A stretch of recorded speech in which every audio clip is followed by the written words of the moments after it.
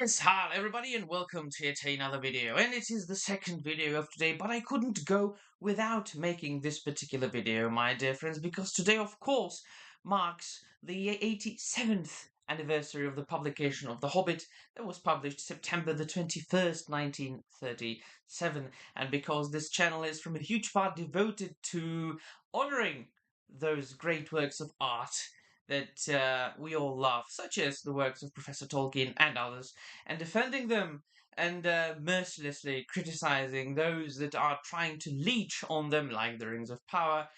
Well, why not? I said to myself, why not look back for a little bit, and not as far as 1937, which of course we all love. The Hobbit, we have all read The Hobbit, and I do talk about the fact that I don't really enjoy adaptations on this channel a lot. I talk about adaptations and the fact that if I could, I just would not make any more adaptations at all. I would just get rid of them all.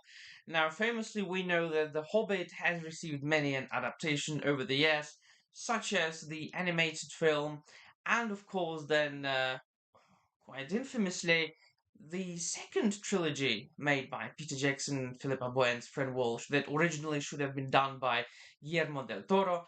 There were some problems, and it ended up being what it is. A lot of people are looking back at the film now with a kinder eye and ear, having seen what Amazon has done with The Rings of Prime.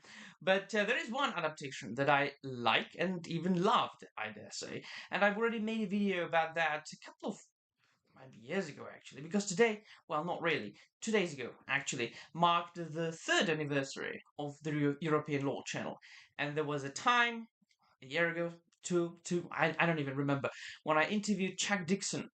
Who's Chuck Dixon? Well, he's a comic book writer and a novelist as well, who is most famous, I would say, for creating Bane, or co-creating Bane, the villain from Batman, along with Graham Nolan, but also for being one of the more prolific writers in the industry.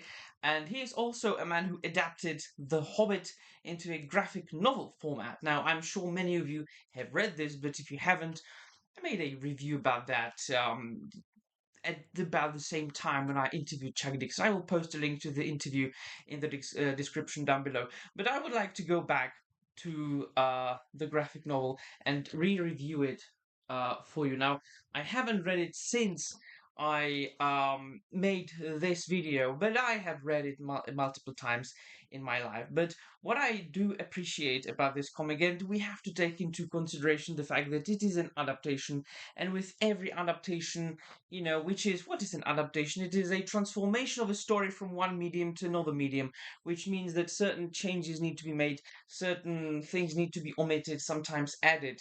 Peter Jackson. But the beautiful thing about this is, and I mean, the best part about it is the art. Now, I read it for the first time when I was a wee lad. And I have to say that this has kind of influenced my internal visualization of the characters, because I read, look at the Gollum. I read this comic book, this graphic novel, at about the same time when I read the novel itself. So for the longest time, it has been really connected in my mind.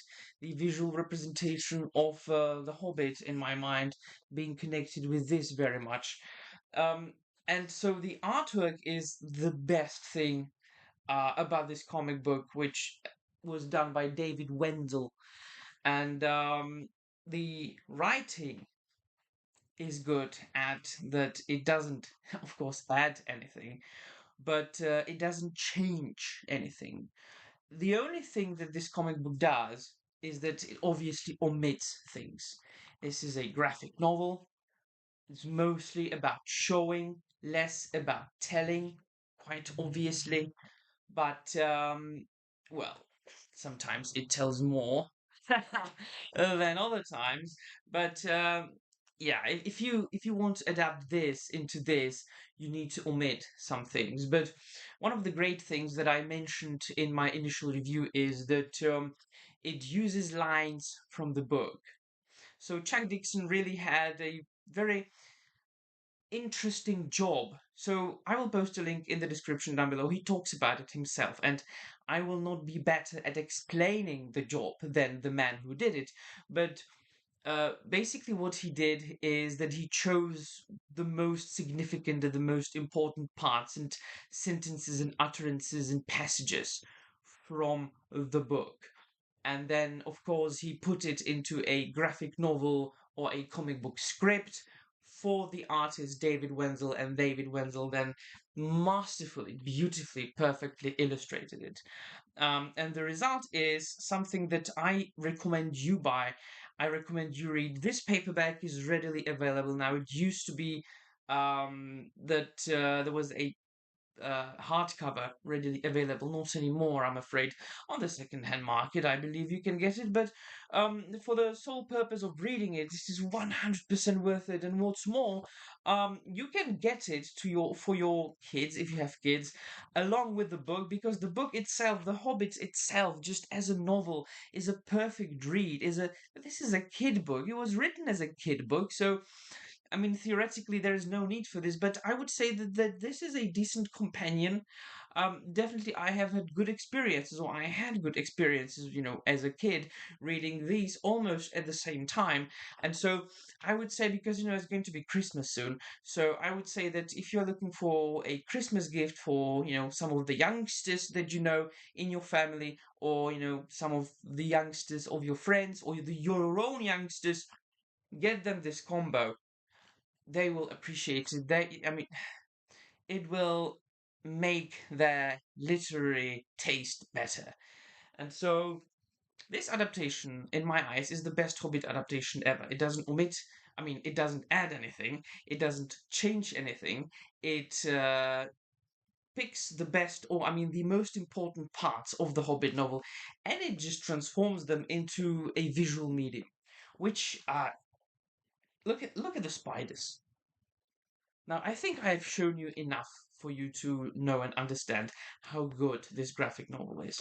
And so, um, should you want to receive more recommendations from European law, my dear friends, I invite you to become a member of this channel, which is a possibility. And recently, I have really upped my activity for my channel members. I now post 2 to 3 times a week extra mini reviews and recommendations of various things, fantasy and science fiction, that my subscribers might have not heard about, or they might have, but those things I think are mostly overlooked, or they haven't been discussed lately enough. And so I discuss these things with my channel members, and we have great fun each and every time. And on top of that, every time when I make a live stream, those live streams can be played back only by the channel members. And also, I do make one extra video a month. So should you be interested, I will post a link in the description down below. And my dear friends, that will be all. Enjoy your rereadings of The Hobbit. Let me know in the comments down below what you think, and Amari.